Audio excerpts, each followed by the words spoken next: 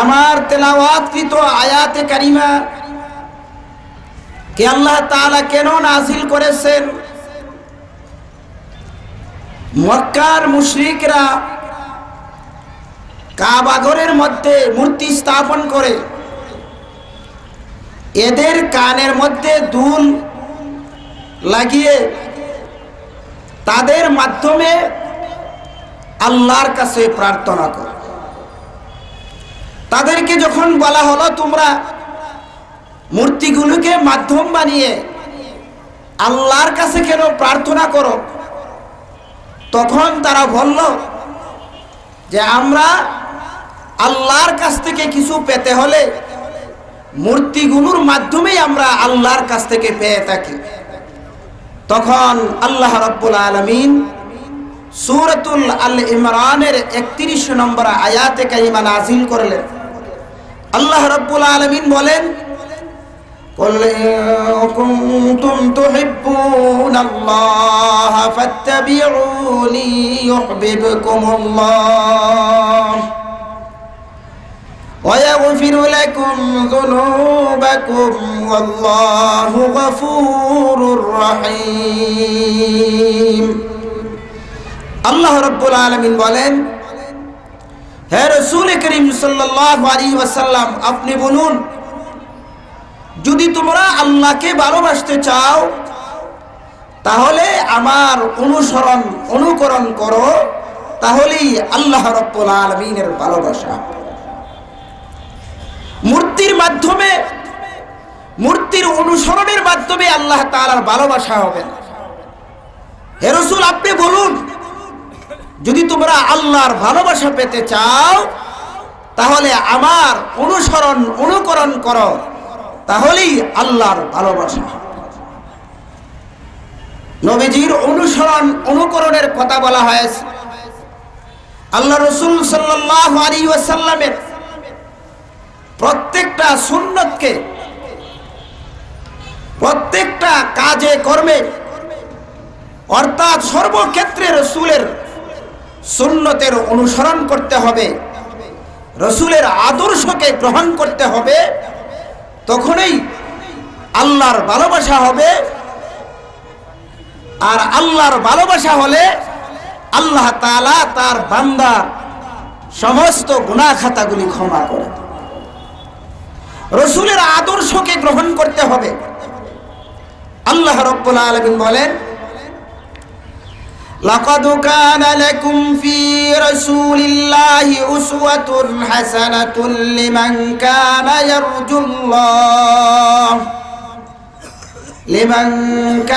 ইয়ারজুল্লাহ ওয়াল ইয়াওমাল আখির ওয়া যাকারাল্লাহা কাসীরা।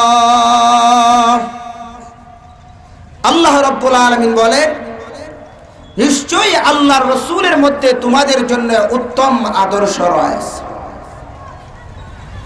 ব্যক্তিগত জীবনে রাসূলের আদর্শকে পালন করো, পারিবারিক জীবনে রাসূলের আদর্শকে গ্রহণ করো, সামাজিক জীবনে রাসূলের আদর্শকে গ্রহণ করো, রাষ্ট্রীয় জীবনে রাসূলের আদর্শকে গ্রহণ করো, তাহলেই আল্লাহর ভালোবাসা হবে। ব্যক্তিগত জীবনে রাসূলের আদর্শকে কিভাবে গ্রহণ করতে হবে? রাসূল সাল্লাল্লাহু আলাইহি ওয়াসাল্লাম ব্যক্তিগত জীবনে যা কিছু করেছেন, উম্মতকে করতে বলেছেন, সেগুলো হচ্ছে রাসূলের সুন্নাত। আমার চলাফেরা, আমার উঠা বসা, অর্থাৎ সর্বক্ষেত্রে রাসূলের প্রত্যেকটা সুন্নাত, রাসূলের তরিকা মতো যখন জীবন যাপন করব, অর্থাৎ আমি যখন মসজিদে প্রবেশ করব, বিসমিল্লাহি ওয়াসসালাতু ওয়াসসালামু আলা রাসূলিল্লাহ আল্লাহুম্মা ইফতাহলি আবওয়াব রাহমাতিক, যখন মসজিদ থেকে বের হব, বিসমিল্লাহি ওয়াসসালাতু ওয়াসসালামু আলা রাসূলিল্লাহ আল্লাহুম্মা ইন্নী আসআলুকা মিন ফাদলিক, যখন আমি বাথরুমে প্রবেশ করব, আল্লাহুম্মা ইন্নী আউযু বিকা মিনাল খুবুসি ওয়াল খাবাইস, আমি যখন বাথরুম থেকে বের হব, আল্লাহুম্মা আযহাবা আন্নিল আযা ওয়া আফানি, অর্থাৎ আল্লাহ রাসূল সাল্লাল্লাহু আলাইহি ওয়াসাল্লাম সর্বক্ষেত্রে রাসূলের সুন্নতকে জীবনে পালন করতে হবে। ব্যক্তিগত জীবনে রসুলের প্রত্যেকটা সুন্নতকে যখন আমি গ্রহণ করব, রসুলের আদর্শকে যখন আমি গ্রহণ করব, তখনই রসুলের অনুকরণ করা হবে। আর রসুলের অনুকরণ করলেই আল্লাহর ভালোবাসা হবে। পারিবারিক জীবনে রসুলের আদর্শকে গ্রহণ করতে হবে। আল্লাহ রসুল সাল্লাল্লাহু আলাইহি ওয়াসাল্লাম বিবিদের সাথে কেমন আচরণ করেছেন, আল্লাহ রসুল সাল্লাল্লাহু আলাইহি ওয়াসাল্লাম খাদেমদের সাথে কেমন আচরণ করেছেন, তা আমার পারিবারিক জীবনে গ্রহণ করতে হবে। স্বামী স্ত্রীর হক আদায় করতে হবে। স্ত্রী যখন স্বামীরা হক আদায় করবে, রসুলের আদর্শ মোতাবেক যখন স্বামী স্ত্রীর হক আদায় করবে, স্ত্রী স্বামীর হক আদায় করবে, পুত্র বাবা পিতামাতার অধিকার আদায় করবে, পিতামাতা সন্তানের অধিকার আদায় করবে রসুলের আদর্শ মতো, তখনই সেই পরিবারের মধ্যে শুধু শান্তি আর শান্তি বয়ে আসবে। তখন সেই পরিবার রসুলের আদর্শগত পারিবারিক জীবন গড়ে উঠবে। সেই পারিবারিক জীবনে শান্তি আর শান্তি বয়ে আসবে। সেই পরিবারের মধ্যে কোনো কলহদ্বন্দ্ব বিশৃঙ্খলা থাকবে। যখনই আমি সামাজিক জীবনে রসুলের আদর্শকে গ্রহণ করব, সেই সামাজিক জীবন সুন্দর সুচারুরূপে হবে। রসুলের আদর্শ মতো যখন সমাজকে পরিচালনা করা হবে, আর সেই সমাজের পরিচালনার দায়িত্ব হবে যেই সমাজকে যারা নেতৃত্ব প্রদান করেন, সমাজের মুরব্বীরা যারা সমাজকে পরিচালনা করেন, তারা যেই সমাজের মধ্যে হত্যা, দুর্নীতি, চুরি ডাকাতি হবে, যখন তাদেরকে বিচার করা হবে ইসলামী শরিয়া মোতাবেক, যখন সেই সমাজের চোরগুলিকে শাস্তি প্রদান করা হবে, ডাকাতদেরকে শাস্তি প্রদান করা হবে, দুর্নীতি থেকে বিরত রাখা হবে, তখন সেই সমাজ মহানবী মুহাম্মদুর রাসূলুল্লাহ সাল্লাল্লাহু আলাইহি ওয়াসাল্লামের আদর্শ সমাজ গড়ে উঠবে। সেই সমাজের মধ্যে ইফতিজিং থাকবে না, সেই সমাজের মধ্যে নারী ধর্ষণ থাকবে না, সেই সমাজের মধ্যে দুর্নীতিবাজ থাকবে না, সেই সমাজের মধ্যে চুরি ডাকাতি হত্যাযজ্ঞ থাকবে না। সেই সমাজ যখন রসুলের আদর্শময় সমাজ গড়ে উঠবে, শুধু শান্তি আর শান্তি বয়ে আসবে। রাষ্ট্রকে যখন রসুলের আদর্শ মতো রাষ্ট্রকে পরিচালনা করা হবে, সেই রাষ্ট্রের মধ্যে হত্যাযজ্ঞ থাকবে না, দুর্নীতি থাকবে না, মারামারি দাঙ্গা হাঙ্গামা থাকবে না, শুধু শান্তি আর শান্তি বয়ে আসবে।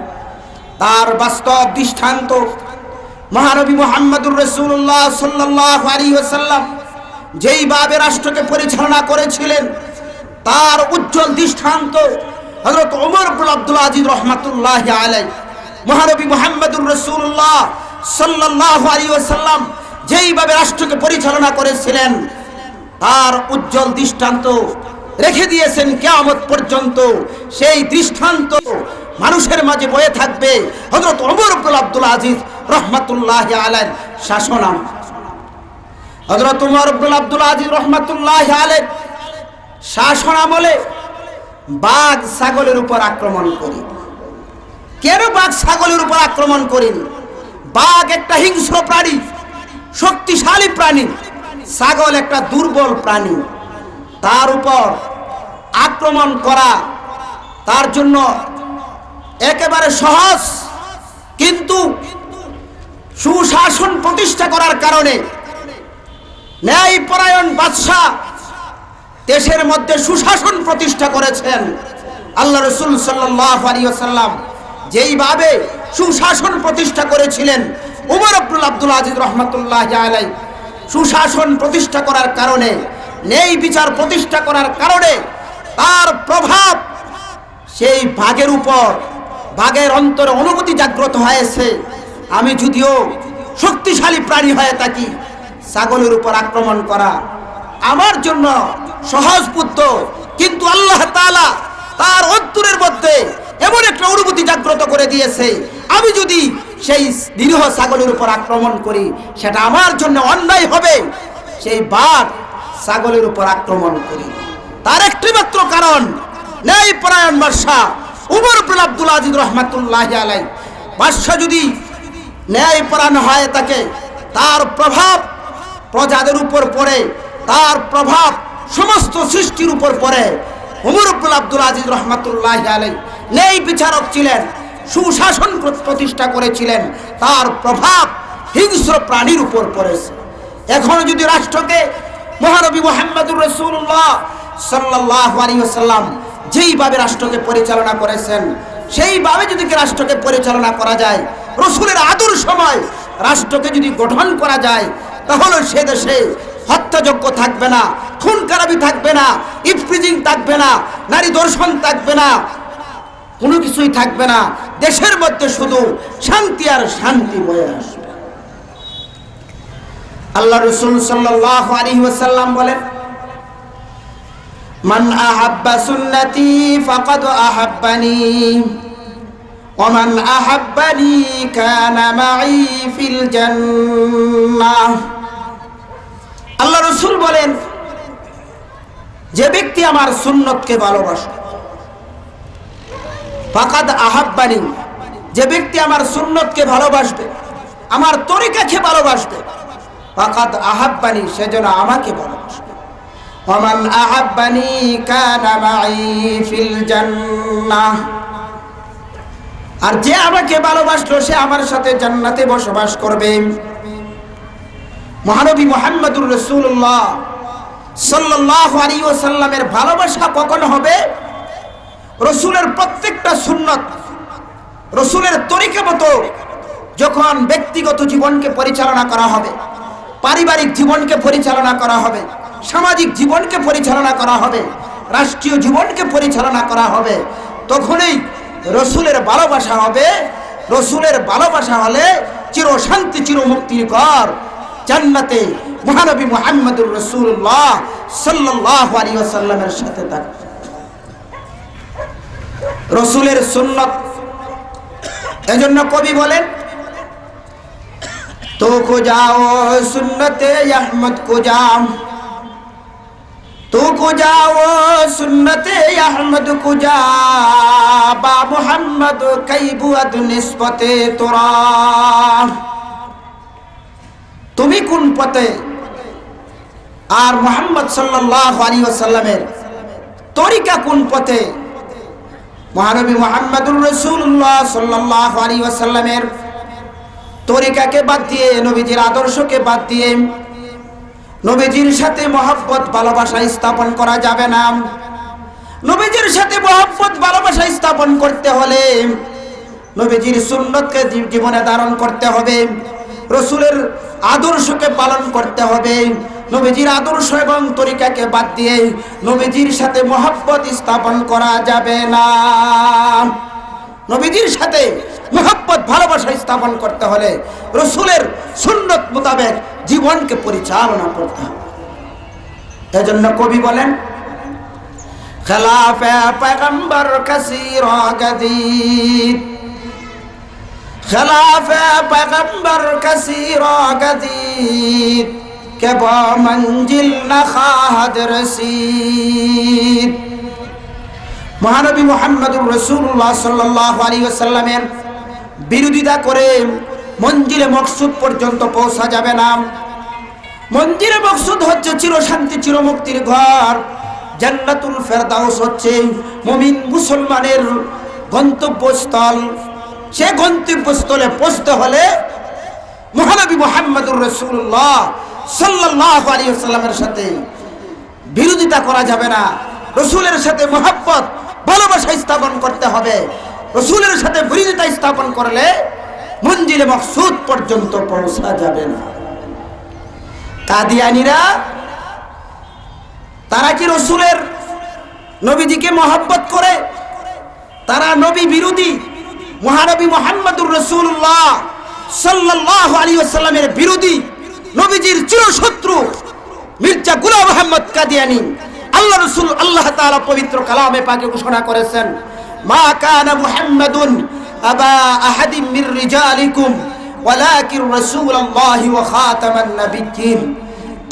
আল্লাহ রাব্বুল আলামিন পবিত্র কালামে পাকের সূরা আহজাবের 40 নম্বর আয়াতে কারিমার মধ্যে আল্লাহ তাআলা বলেন, মহানবী মুহাম্মদুর রাসূলুল্লাহ সাল্লাল্লাহু আলাইহি ওয়াসাল্লাম তোমাদের কোনো পুরুষের পিতা নন, তোমাদের কোনো যুবকের পিতা নন, ওয়ালাকিন রাসূলুল্লাহ, তিনি হচ্ছেন আল্লাহ তাআলার প্রেরিত রাসূল ওয়া খাতামান নাবিয়্যিন, তিনি সর্বশ্রেষ্ঠ নবী, সর্বশেষ নবী।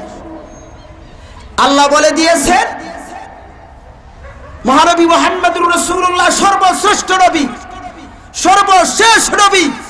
আর মির্জা গোলাম মোহাম্মদ দাবি করে সে শেষ নবী। মিথ্যা নবীর দাবিদার মির্জা গোলাম মোহাম্মদ কাদিয়ানী কাফের। কারণ মিথ্যা নবুয়ত দাবি করে সে নবীর মহব্বত, নবীর ভালোবাসা স্থাপন করতে পারবে না। সে নবী বিরোধী, নবীর দুশমন, নবীর শত্রু। যারা গোলাম মোহাম্মদ কাদিয়ানীকে কাফের বিশ্বাস করবে না, তারাও কাফের হয়ে যাবে। আমরা সরকারের কাছে অনতিবিলম্বে জোর দাবি জানাচ্ছি, সংসদে বিল উত্থাপন করে, সংসদে আইন পাশ করে কাদিয়ানীরা কাফের, সে আইন পাশ করতে হবে। সরকারকে জানিয়ে দিতে চাই, যতদিন পর্যন্ত আপনারা সংসদে কাদিয়ানীরা কাফের সে বিল উত্থাপন না করে, কাদিয়ানীরা কাফের সে রায় না দিবেন, আইন পাশ না করবেন, ততদিন পর্যন্ত আমরা বুঝবো আপনারা মহানবী মুহাম্মদুর রাসূলুল্লাহ সাল্লাল্লাহু আলাইহি ওয়াসাল্লামকে ভালোবাসেন না। আপনারা শেষ নবী, শ্রেষ্ঠ নবী মহানবী মুহাম্মদুর রাসূলুল্লাহ সাল্লাল্লাহু আলাইহি ওয়াসাল্লামের চিরশত্রু হিসেবে আল্লাহর দরবারে সাব্যস্ত হবে। কারণ আল্লাহর রাসূলের বিরোধিতা করেছেন, খতমে নবুয়তকে অস্বীকার করে। অথচ আল্লাহ তাআলা বলেছেন তিনি সর্বশেষ নবী, সর্বশ্রেষ্ঠ নবী। আর মির্জা গোলাম মোহাম্মদ দাবি করে সে নাকি সে আহমদিয়া মুসলিম জামাত নাম ধারণ করে সে নিজেকে মিথ্যা নবী দাবি করে। আল্লাহ রাসূল সাল্লাল্লাহু আলাইহি ওয়াসাল্লাম বলেছেন আনা খাতামুন নাবিয়্যিন লা নাবিয়্যা বাদি। আল্লাহ রাসূল বলেন আমি হচ্ছি সর্বশেষ নবী, আমার পরে আর কোনো নবী নেই। অর্থাৎ আমার পরে নবুয়ত নিয়ে কেহ আসবে না। হযরত ঈসা আলাইহিস সালাতু ওয়াস সালাম নবুয়তের কাজ দিয়ে দুনিয়াতে আসবেন না। রাসূল নবীজির পরে আর কেহ নবুয়ত নিয়ে দুনিয়াতে আসবেন না। সর্বশ্রেষ্ঠ নবী, শেষ নবী মহানবী মুহাম্মদুর রাসূলুল্লাহ সাল্লাল্লাহু আলাইহি ওয়াসাল্লাম। গোলাম মোহাম্মদ কাদিয়ানীকে কাফের যারা বিশ্বাস করবে না তারাও কাফের। কারণ আল্লাহর কোরআনের বিরোধিতা করেছে, আল্লাহর রসুলের বিরোধিতা করেছেন। আর আল্লাহ বিরোধী হলে, রসুল বিরোধী হলে কখনো সে মঞ্জিলে মকসুদ পর্যন্ত পৌঁছতে পারবে না। অর্থাৎ চিরশান্তি, চিরমুক্তির ঘর জান্নাতুল ফেরদাউসে পৌঁছতে পারবে। মান আহাব্বা সুন্নতি ফাকাদ আহাব্বানি ওয়া মান আহাব্বানি কানা মাই ফিল জান্নাহ। আল্লাহ রাব্বুল আলামিন বলেন কুল ইন কুনতুম তুহিব্বুনাল্লাহা ফাত্তাবিউনি ইউহিব্বুকুমুল্লাহ। হে রাসূল করিম সাল্লাল্লাহু আলাইহি ওয়াসাল্লাম আপনি বলুন যদি তোমরা আল্লাহকে ভালোবাসতে চাও ফাত্তাবিউনি ইউহিব্বুকুমুল্লাহ, তাহলে আমার অনুকরণ। সাহাবায়ে কেরাম নবীজিকে কেমন মহব্বত করেছেন, নিজের জানের চেয়ে, নিজের প্রাণের চেয়েও বেশি মহব্বত করেছেন। তার দৃষ্টান্ত উহুদের যুদ্ধে যখন মুনাফিকরা একটা গুজব ছড়িয়ে দিল, নাউজুবিল্লাহ, মহানবী মুহাম্মদুর রাসূলুল্লাহ সাল্লাল্লাহু আলাইহি ওয়াসাল্লামকে শহীদ করে দেওয়া হয়েছে। মুনাফিকরা উহুদের যুদ্ধে একটা গুজব ছড়িয়ে দিল। কেন? মুসলমানদের ঈমানের যে একটা মনোবল ছিল, সেই মনোবলটা যেন ভেঙে যায়, সেই কারণে মুনাফিকরা একটা মিথ্যা গুজব ছড়িয়ে দিল। এই মহানবী সাল্লাল্লাহু আলাইহি ওয়াসাল্লাম দুনিয়াতে নেই, এই সংবাদ যখন একজন আনসারী মহিলা সাহাবীর কানে পৌঁছলো, পৌঁছার সঙ্গে সঙ্গে ঘর থেকে বের হয়ে গেল। সাহাবায়ে কেরাম রাদিয়াল্লাহু তাআলা তাদেরকে সম্বোধন করে বললেন, কাইফা কানা রাসূলুল্লাহ সাল্লাল্লাহু আলাইহি ওয়াসাল্লাম, আমার নবীজি কেমন আছেন, সুস্থ আছেন কিনা? তখন তারা জবাব দিলেন, তোমার স্বামী যুদ্ধের ময়দানে শহীদ হয়েছে। সে আনসারী সাহাবী, সে আনসারী মহিলা সাহাবী ইন্না লিল্লাহ পরে সামনের দিকে অগ্রসর হলেন। আবার সাহাবায়ে কেরামের জামাতকে লক্ষ্য করে বললেন, আমার নবীজি কেমন আছেন, আমার নবীজি সুস্থ আছেন। সাহাবায়ে কেরাম রাদিয়াল্লাহু তাআলা আনহুম জবাব দিলেন, তোমার পিতা উহুদের যুদ্ধে শহীদ হয়েছে। সেই আনসারী মহিলা সাহাবী ইন্না লিল্লাহ পরে আবার সামনের দিকে অগ্রসর হলেন। সাহাবায়ে কেরামকে আবার জিজ্ঞাসা করলেন, আমার নবীজি কেমন আছেন, আমার নবীজি সুস্থ আছেন কিনা? তখন তারা জবাব দিলেন যে তোমার ছেলে যুদ্ধের ময়দানে শহীদ হয়েছে। এমনই ভাবে ইন্না লিল্লাহ পরে আবার সামনের দিকে অগ্রসর হলেন। সাহাবায়ে কেরামকে লক্ষ্য করে বললেন, আমার নবীজি কেমন আছেন? সাহাবায়ে কেরাম হাতের দ্বারা, আঙ্গুলের দ্বারা ইশারা করিয়ে মহানবী মুহাম্মদুর রাসূলুল্লাহ সাল্লাল্লাহু আলাইহি ওয়াসাল্লামকে দেখায় দিলেন, বললেন নবীজি সুস্থ আছেন। সেই আনসারী মহিলা সাহাবী যখন মহানবী মুহাম্মদুর রাসূলুল্লাহ সাল্লাল্লাহু আলাইহি ওয়াসাল্লামের চেহারা মুবারক দেখলেন, চেহারা মুবারক দেখার সঙ্গে সঙ্গে সেই আনসারী মহিলা সাহাবী বললেন, কুল্লু মুসিবাতিন বাদাকা জালালু, ওগো নবীজি আপনার চেহারা মুবারক দেখার সঙ্গে সঙ্গে আমার পুত্র হারানোর দুঃখ দুর্দশা, আমার স্বামী হারানোর দুঃখ দুর্দশা, আমার পিতা হারানোর দুঃখ দুর্দশা, সমস্ত দুঃখ দুর্দশা আমার কাছে তুচ্ছ মনে হয়। আপনার চেহারা মুবারক দেখার সঙ্গে সঙ্গে আমার সকল দুঃখ দুর্দশা যেন আমার কাছে তুচ্ছ মনে হয়। আপনার চেহারা মুবারক দেখার সঙ্গে সঙ্গে সকল দুঃখ দুর্দশা আমার কাছ থেকে দূরীভূত হয়। তাদের অন্তরে ছিল রাসূলের ভালোবাসা, রাসূলের মহব্বত। সাহাবায়ে কেরাম রাদিয়াল্লাহু তাআলা আনহুদের অন্তরে ছিল রাসূলের মহব্বত, রাসূলের ভালোবাসা। হযরত আয়েশা রাদিয়াল্লাহু তাআলা আনহা থেকে বর্ণিত, এক সাহাবী আল্লাহর রাসূল সাল্লাল্লাহু আলাইহি ওয়াসাল্লামের সামনে উপস্থিত হয়ে আরজ করলেন, ইয়া আল্লাহর রাসূল, দুনিয়াতে থাকাকালীন যখন কোনো মুসিবতে পড়া যায়, যখন হতাশাগ্রস্ত হয়ে যায়, আপনার সান্নিধ্য অর্জন করে, যখন আমি আপনার সান্নিধ্য অর্জন করি, আমার সকল দুঃখ দুর্দশা, আমার সকল হতাশা দূরীভূত হয়ে যায় আপনার চেহারা মোবারক দেখার সঙ্গে সঙ্গে।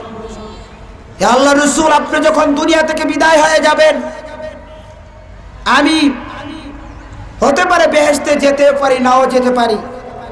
আর যদি বেহেশতে যাই, আপনি থাকবেন সর্বোচ্চ বেহেশতে, আর আমি থাকবো নিম্নমানের বেহেশতে। আপনার সান্নিধ্য কিভাবে অর্জন করব, আপনাকে কিভাবে সাক্ষাৎ করব? তখন আল্লাহর রাসূল সাল্লাল্লাহু আলাইহি ওয়াসাল্লাম সে সাহাবী প্রশ্নের জবাবে কিছুক্ষণ চুপ রইলেন।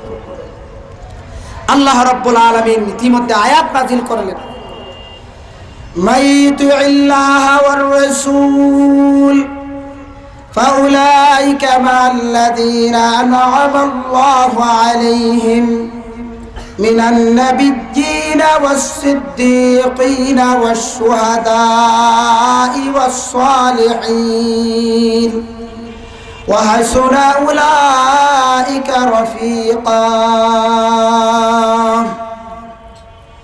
আল্লাহ রাব্বুল আলামিন মাইয়ুতি, আল্লাহ রাব্বুল আলামিন বলেন, মাইয়ুতিল্লাহ ওয়ার রাসূল, যারা আল্লাহর ইতাআত করবে, অর্থাৎ আল্লাহর বিধান মতো যারা জীবনকে পরিচালনা করবে, ইসলামী শরিয়া মোতাবেক যখন জীবনকে পরিচালনা করবে, আল্লাহ তাআলা পবিত্র কালামে পাকের মধ্যে যেগুলিকে পালন করার কথা বলেছেন সেগুলিকে পালন করবে, যেগুলিকে বর্জন করার কথা বলেছেন সেগুলিকে বর্জন করবে। মাইয়ুতিল্লাহ, যারা আল্লাহর ইতাআত করবে, ওয়ার রাসূল, এবং রাসূলের ইতাআত করবে, অর্থাৎ রাসূলের প্রত্যেকটা সুন্নতকে সর্বক্ষেত্রে পালন করবে, ব্যক্তিগত জীবনে পালন করবে, পারিবারিক জীবনে পালন করবে, সামাজিক জীবনে পালন করবে, রাষ্ট্রীয় জীবনে পালন করবে। মাইয়ুতিল্লাহ ওয়ার রাসূল, যারা আল্লাহ এবং তার রাসূলের ইতাআত করবে, ফাউলাইকা মাআল্লাযীনা আনআমাল্লাহু আলাইহিম, তারা অনুগ্রহশীলদের অন্তর্ভুক্ত। অনুগ্রহশীল কাদের উপর আল্লাহ তাআলা অনুগ্রহ করেছেন? মিনান নাবিয়্যিন, কাল কঠিন হাসরের ময়দানে নবীগণদের সাথে তাদের হাসর নাসর হবে, সিদ্দিকগণদের সাথে সাথে তাদের হাসর নাসর হবে, সালেহগণ অর্থাৎ নেককারদের সাথে তাদের হাসর নাসর হবে। কাল কঠিন হাসরের ময়দানে নবীগণ তাদের সাথী হবে, সালেহগণ তাদের সাথী হবে, সিদ্দিকগণ তাদের সাথী হবে, শহীদগণ তাদের সাথে হবে। ওয়া হাসুনা উলাইকা রাফিকা, কতই না উত্তম বন্ধু। তাহলে বোঝা গেল যারা আল্লাহর বিধান মতো রাসূলের আদর্শ মতো জীবনকে পরিচালনা করে তারাই সফল কাম হবে, তারা সফল কামীদের অন্তর্ভুক্ত হবে।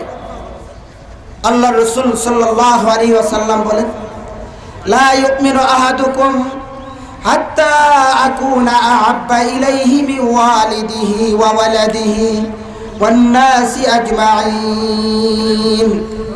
আল্লাহ রাসূল বলেন, তোমাদের মধ্যে ততক্ষণ পর্যন্ত পূর্ণ মুমিন হতে পারবে না যতক্ষণ পর্যন্ত আমি মুহাম্মদুর রাসূলুল্লাহ সাল্লাল্লাহু আলাইহি ওয়াসাল্লামকে তোমাদের পিতামাতা, তোমাদের সন্তান সন্ততি, জগৎবাসীর সকলের চেয়ে আমি মুহাম্মদুর রাসূলুল্লাহ সাল্লাল্লাহু আলাইহি ওয়াসাল্লামকে বেশি ভালোবাসি। আল্লাহ রাব্বুল আলামিন বলেন, কুল ইন কুনতুম তুহিব্বুনাল্লাহ ফাত্তাবিউনি ইউহিব্বুকুমুল্লাহ। হে রাসূল করিম সাল্লাল্লাহু আলাইহি ওয়াসাল্লাম, আপনি বলুন, যদি তোমরা আল্লাহকে ভালোবাসতে চাও, ইন কুনতুম তুহিব্বুনাল্লাহ, যদি তোমরা আল্লাহকে ভালোবাসতে চাও তাহলে আমার অনুকরণ করো, তাহলেই আল্লাহর ভালোবাসা হবে। আর আল্লাহর ভালোবাসা হলে ওয়ায়াগফির লাকুম যুনুবাকুম, আল্লাহ তাআলা তোমাদের গুনাহগুলিকে ক্ষমা করে দিবেন। আল্লাহু গফুরুর রহিম, তিনি অত্যন্ত ক্ষমাশীল, দয়ালু। আল্লাহ রাসূল সাল্লাল্লাহু আলাইহি ওয়াসাল্লাম বলেন, মান আহাব্বা সুন্নতি ফাকাদ আহাব্বানি ওয়া মান আহাব্বানি কানা মাই ফিল জান্নাহ। মান আহাব্বা সুন্নতি, যারা আমার সুন্নতকে, যারা আমার তরিকাকে ভালোবাসলো সে যেন আমাকে ভালোবাসলো, আর যে আমাকে ভালোবাসবে সে আমার সাথে জান্নাতে বসবাস করবে।